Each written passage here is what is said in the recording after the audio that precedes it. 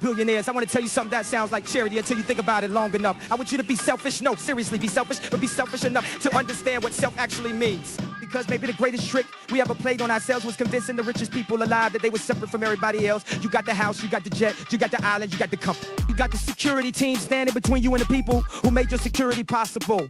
And then you looked around and said, that's mine. But who built the roads that brought your workers to the factory? Who taught the engineer? Who designed your software? Who raised the doctor? Who keeps your family alive? Who invented the mathematics? You used to calculate the market. Who mined the minerals inside the machine? You're reading this on. Who created the language? You used to name your company. Who made the civilization stable enough for your fortune to exist? Nobody becomes a billionaire alone. Nobody becomes a billionaire on a desert island. And that's the paradox. The more you have, the more obvious it becomes that you depend on people you would never meet. Your wealth is not proof that you escaped society. Your wealth is proof that society works. So why destroy the thing that made you rich? You say, why should I pay for someone else's food? Because eventually someone else's hunger becomes everybody's problem.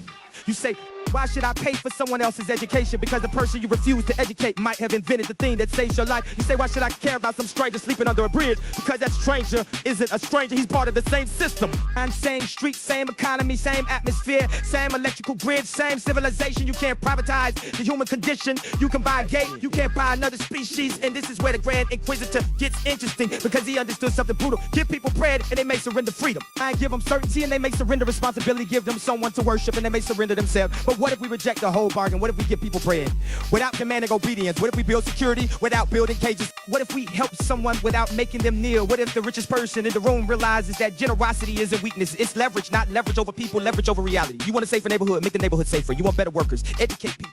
You want less crime, give people something worth protecting. You want more innovation, give children a chance to become scientists. You want a stronger economy, make human beings stronger. This isn't socialism, this isn't capitalism, this is mathematics. You increase the value of the system by increasing the value of the people inside it. And yes, I know what you're thinking, that's altruism. No, that's selfishness with a longer time horizon. That's selfishness after it learns compound interest. That's selfishness after it realizes that the self is larger than the individual. Because what is me? My body, my family, my employees, my customers, my city, my country, the civilization that produced me. Where exactly does the boundary stop? You can draw the line on a legal document. Reality doesn't care. The air crosses your property line. The economy crosses your property line. Disease crosses your property line. Ideas cross your property line.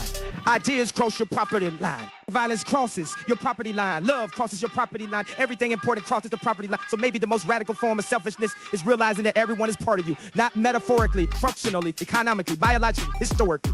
You inherited a world you didn't build. You will leave a world you don't own.